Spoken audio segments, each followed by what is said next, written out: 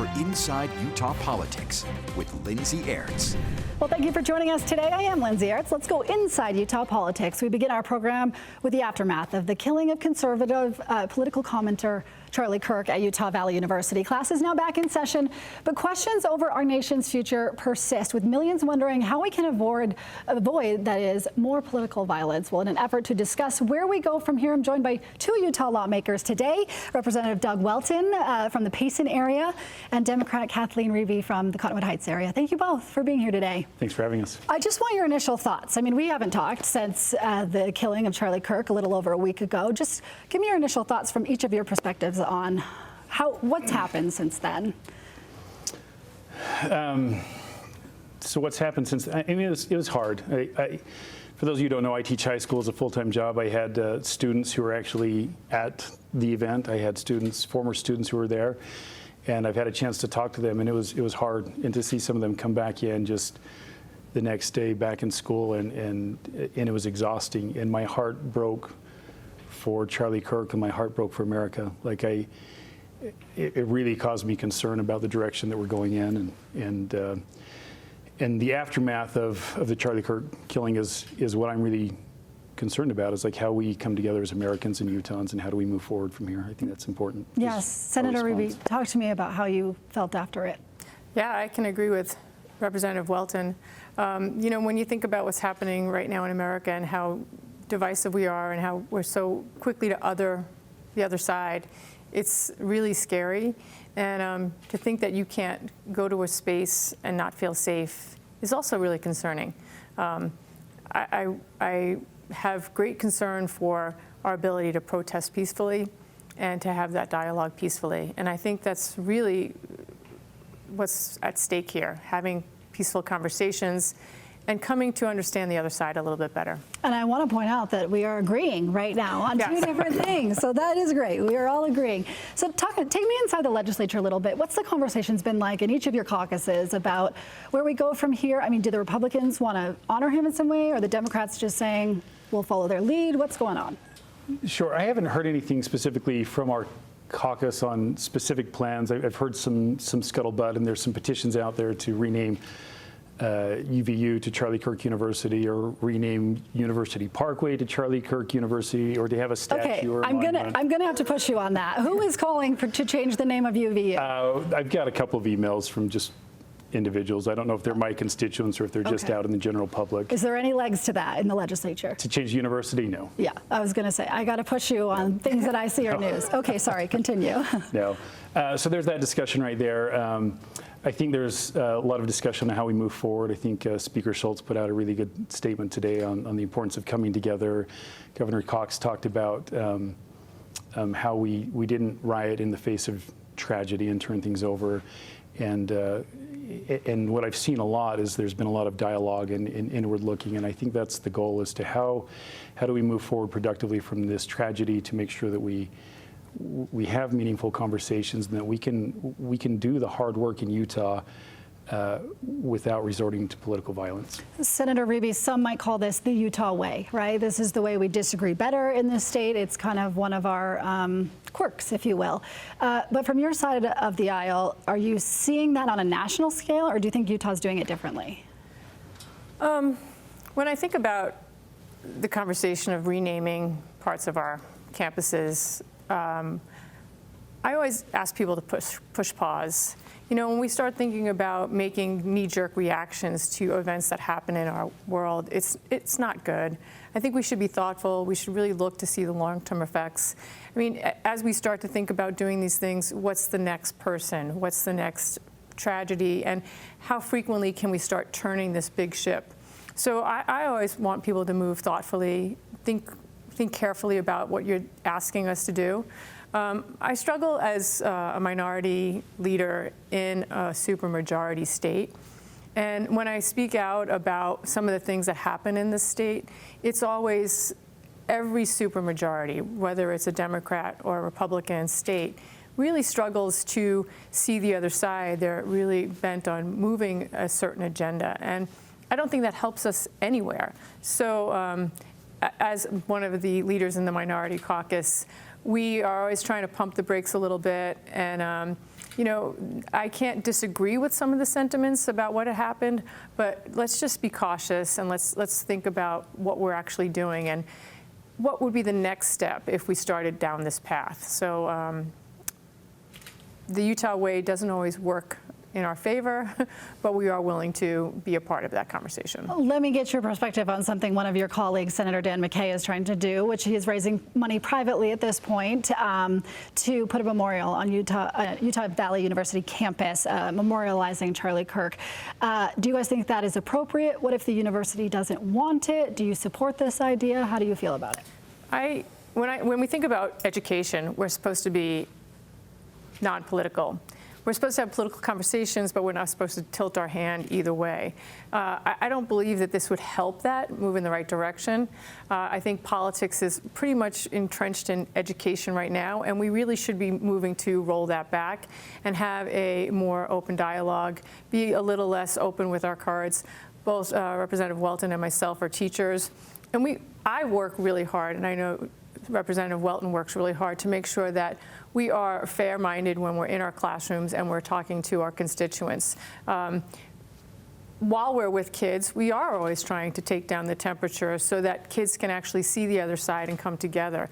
And unfortunately, sometimes when we have a dialogue, we get quoted as being part of that conversation instead of just being a facilitator of the conversation or near the conversation. So I think politics needs to start coming out of the campuses and out of the universities and out of our schools and having a dialogue about politics, which is very different.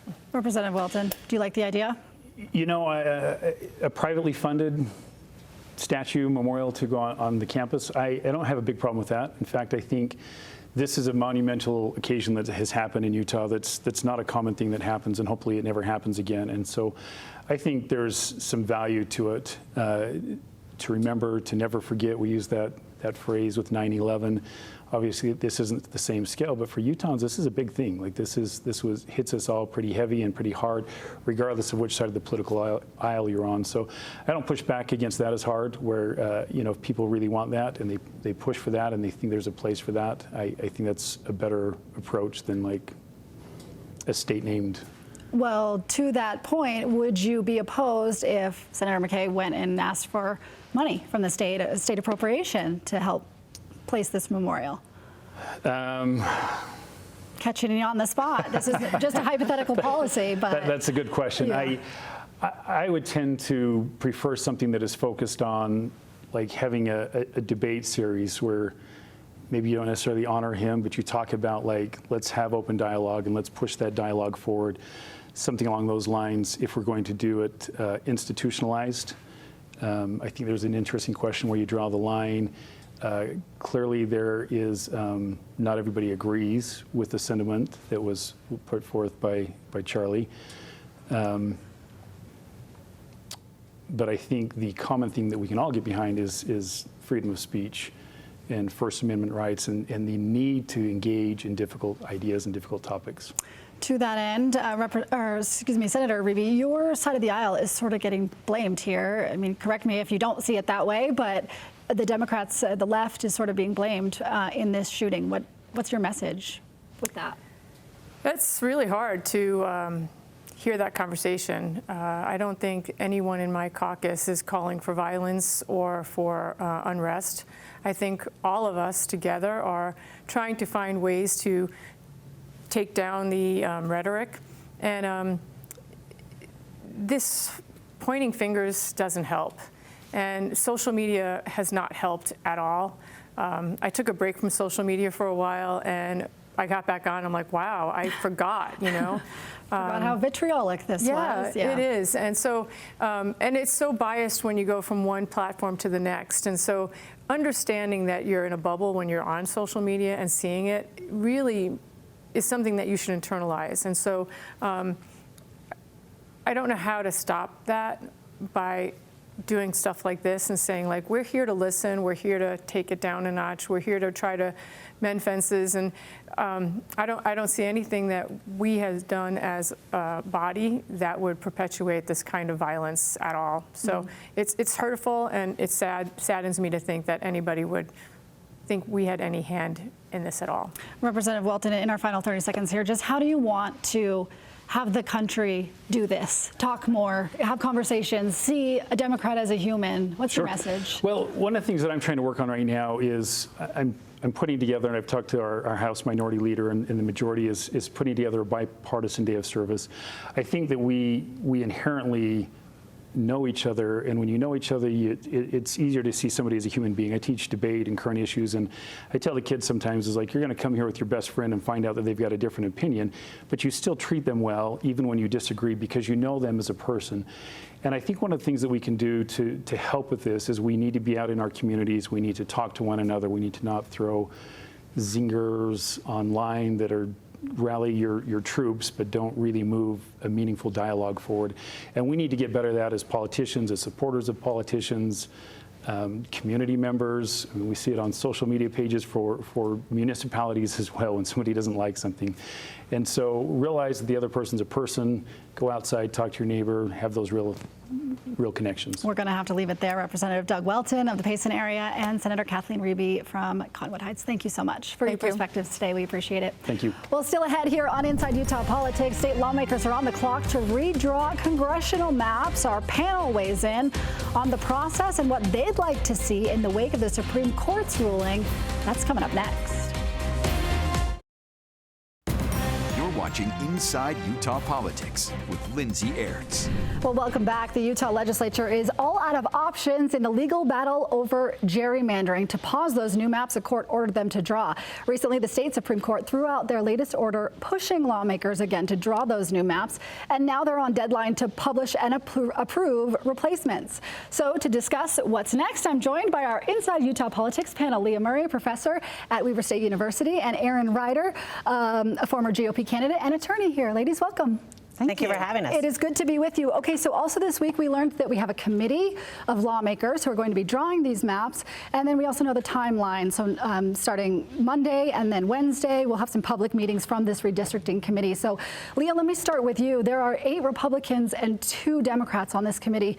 Explain why, because for people who are hearing that might think that's out of whack. No, I think, to be fair, legislatures generally proportionally have their committees match what the chamber looks like. So I just assume that the legislature's got an 8-to-2 Republican to Democrat ratio. So you're doing an 8-to-2 Republican to Democrat ratio in any committees you've got going on. So it's proportional is what you're saying to how the legislature is made up. Yeah.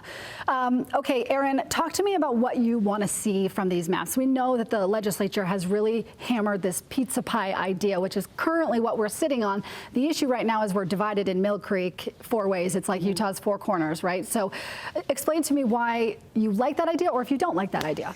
Well, the problem with redistricting is that no matter what, there's no way around the fact that somebody somewhere has to make a decision for how to split the state into 4 equal pieces. There's just no way around that.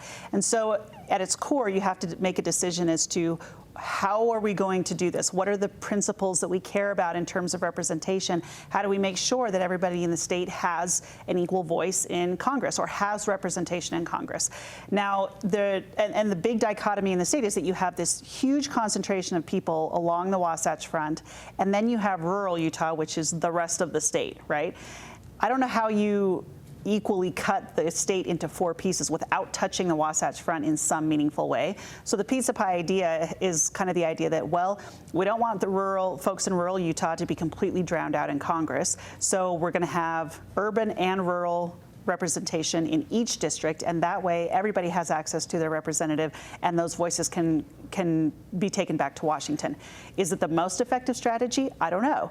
But it is a strategy. It's a legitimate strategy for how to split up the state into 4 pieces. Well, before I go to Leah and her perspective on how she wants to see the maps, I want to push you a little bit on why. Why is that the best strategy in your mind, or at least what the legislature is arguing too? Yeah, well, like I said, I don't know that it is the best strategy. It is a strategy, and I think in a lot of ways, actually, it has worked pretty well. You know, you look at our representatives, and yes, a lot of them right now do come from the Wasatch Front, but that has not always been the case.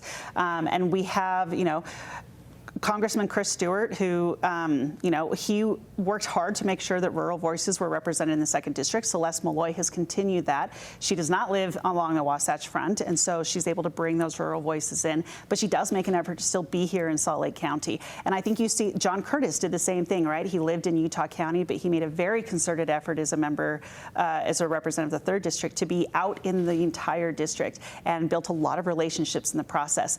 So, I think it has worked. You need a representative who's willing to do that, but that's kind of the point of representation, that is that your representatives have to do the job to be there and to be active. And I think for the most part, our representatives have tried to do that. Leah, what do you want to see from these maps? So with all due respect, I think our representatives do a really good job, but if the the people that you are running for and the constituents you are trying to get to vote for you live all in the same area of the state, then I will just use an example that I've used when we've had this conversation before, Lindsay. Every conversation about water is about the Great Salt Lake. Anyone who doesn't live near the Great Salt Lake, that's actually not an issue for them. So I kind of flippantly said, no one talks about Lake Powell, right? And the answer is right, because when Celeste Malloy is doing the work that she is doing, she is bound to pay attention to the interest of Salt Lake City and this area, which is hours north of where people who live near Lake Powell are. A little bit, I would like districts. And I think Erin's totally right. To a certain extent, our population density lends itself that you've got to be thoughtful of. 80% of us, I think, live along this Wasatch corridor. But you could do it differently in such a way that doesn't make every conversation has to be about something that people in Salt Lake City care about. Can I actually just push back on Leah here for a second? Go for it. When I was running for Congress in the 2nd Congressional District in 2022, so many of those conversations were not about Salt Lake County. And when you talk about something like water, and you talk about water rights in St. George, you talk about water in southern Utah, you talk about Jordan River Compact, like all of these different things, there are lots and lots of discussions that are happening on the federal level that are not necessarily centered in Salt Lake County. And that's what our federal representatives should be doing, right? They should be looking at federal issues that deal with the entirety of their district. Now, there's a lot of discussion in Utah about the Great Salt Lake, but I think that actually comes more from the legislature than it does from the federal representatives.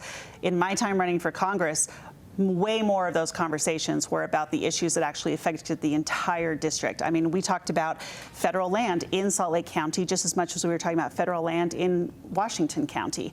And, again, like John Curtis spent a lot of time talking about federal land in the 3rd District and how to address that to meet the needs of the people who lived there. So I don't know that that's a true statement. Like, I think that there are a lot of issues that our federal representatives deal with that don't see the spotlight that actually do represent a lot of the district. All right, so let's roll it down to where I think I'm not lying, right? But I think your point's taken. Then let's talk about the state legislature. So this entire conversation about redistricting is just about the congressional maps. And I think I've said to you before, if it is the case it's an issue of how the legislature did it, why are we not having a conversation about the legislative districts where absolutely the leadership in the legislature is overwhelmingly along the Wasatch Front? So the reason why we have a year of water and all the water's about the Great Salt Lake is because we have districts that disproportionately make the Wasatch Front more important than the rest of the state. So maybe I'm wrong about Congress. I'm not sure I am, but let's just go that Erin's right there. I'm pretty sure I'm right with the way that we drew the districts in the legislature does harm to our rural voters. Well, and that's an interesting point, right? The way the legislature and the legislative districts are drawn is different than the congressional maps. The congressional maps, you have 4 seats. That's it. And you've got to figure out how to split Utah into 4. But at the legislative level, you have a lot more than 4 seats, right? Both in the House and in the Senate. How you split those up and how you separate those out and where the leadership comes from across the Wasatch Front. Now, the Speaker of the House, he's not Wasatch Front, at least as far as he's rural, yeah. He's rural, right? Like we actually, like we do have members of the leadership that are not Wasatch Front. But yes, a lot of the issues now, and to some extent, though, my pushback is I don't know how you get away from that. I mean, rural issues are certainly important to the state and will continue to be so as we grow. But again, to your point of if we have roughly 80% of the population living in the Wasatch Front, a lot of our business industry is here, there's a lot of stuff happening in the Wasatch Front. You're never going to get away from that. Yeah, I mean, I guess my thought is most of the conversation is about partisan gerrymandering. And what I'm trying to introduce the idea is it's not just about how can we dilute the power of the Democrats or inflate the power of the Democrats. The conversation is about how are we affecting the political power of our rural voters in this state. We are going to have to leave it there. Leah Murray from Weaver State and Erin Ryder, former GOP candidate here in Utah. Appreciate you ladies both for that discussion right there. I love just sitting back and being like, you two go at it, it's fine. When we come back, I want to introduce you to Erin in another capacity. She just took over a brand new office in the state. She is the ombudsman of the HOA office. We're going to talk to her specifically about her new job coming up. Watching Inside Utah Politics with Lindsay, Erin. Well, welcome back. Utah has a new organization to be the liaison between state lawmakers and homeowners associations statewide on important issues. And the face of that agency is a familiar face here on IUP. Erin Ryder is one of our Inside Utah Politics panelists. Erin, hi. Hi, it's so great to be with you, Long Lindsay. time no see. I know. It's good to be with you. Okay, so I like to call you the czar of HOA offices, but tell us what the office does, why it was created. Yeah, so the legislature created the office earlier this year in the legislative session. Really, there are three main goals for this. The first is we oversee the HOA registry. So every HOA in the state of Utah has to register with the Department of Commerce. We're changing that registry, so all HOAs are going to have to renew that registration, and then they're going to have to redo that every year on an annual basis. So that's the first component, is that registry. The second is we can issue advisory opinions. So if someone feels like there has been a violation of state law in their association, that could be a homeowner or an HOA board member who feels like there's been a violation of state law, they can bring it to us, we'll look at it, and we can issue an advisory opinion that clarifies the law. And then the third component is we're here to provide education and resources for the public. We know that living in communities can be complicated sometimes. There's a lot to know and a lot to do. And so our job is to be here to provide trainings and resources for the public. Okay, interesting. So give us some of the biggest, what to know and what not to know if you're an HOA, board member or homeowner, right, who's signing into an HOA. What do we need to know? Yeah, so if you live in an HOA, the important thing to remember is that your HOA is governed by the governing documents of the association. So if you are on a board, then your job is to adhere to those governing documents. Sort of like a constitution, if you will. Sort of like a constitution, that's right. Right. I mean, you want to think about it kind of like a corporate entity, and a lot of them are actually corporate entities. You are a member of that corporate entity, and so there are rules around how the organization functions. The really important thing that people need to know when they buy into these communities is that you're not just buying a house, you're buying an entire community. So before you buy into an HOA, you want to make sure you've done your due diligence on that community. What are their reserves? How much money do they have in the bank? Are there any special assessments coming up? What are you actually purchasing? Are you purchasing the entire lot, or are you just purchasing the area where the house sits? All of those kinds of questions you want to ask before you go into that purchase, because once you get there, that community actually has a lot of say over how you can live once you're in the home. And before we wrap up, I just kind of want to know, what is the biggest issue right now that you see HOA or homeowners facing with HOAs? What are they coming to you and saying, can you please resolve this? Yeah, I think the biggest issue that we're seeing so far is that people just don't know what their rights and responsibilities are. So a lot of our opinions, that's the point, is to clarify that, and that's what a lot of our education and training is hopefully going to do. Yeah, interesting.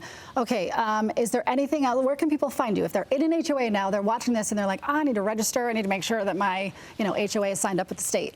Yeah, so if you want to find us, you can come to our website, hoa.utah.gov, or you can also email us at hoaoffice@utah.gov. Reach out anytime. We're happy to answer any phone calls and emails and help you out. Love that. Is there anything else the public needs to know about this office? No, we are here to be a neutral resource. We're not choosing good guys or bad guys. No, preconceived notions going into this. We just really want to be here to help. But you're like the Supreme Court of HOAs. You issue opinions and you decide who's right. Well, but we are truly neutral. Right. We're not assuming that all board members are evil. Right. These are volunteers that are trying to do their very best, and we understand that and we recognize that. So our job is to clarify and to help. Erin Ryder, appreciate your time today. Thank you so much. All right, well, that does it for today's Inside Utah Politics. Don't forget, if you have any local political stories you'd like to see, make sure to reach out. You can email InsideUtahPolitics@abc4.com. You can also follow along with me on social media. On X, Blue Sky, and Threads, just search for Lindsay on Air. Lindsay spelled with an A, by the way. You can also find our show online in podcast form. Just search for Inside Utah Politics with Lindsay Erin wherever you get your podcasts. Well, that does it for today. Thank you for joining us. We will see you next week.